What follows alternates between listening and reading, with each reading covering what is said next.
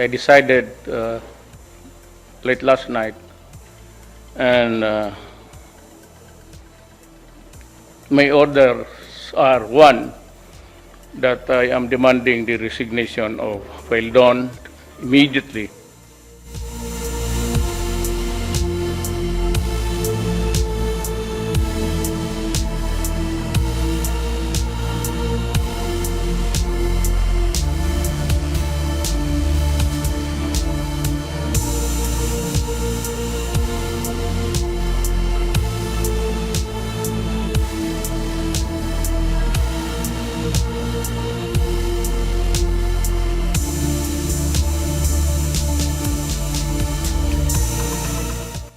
Faildon has to go because Faildon disobeyed my order.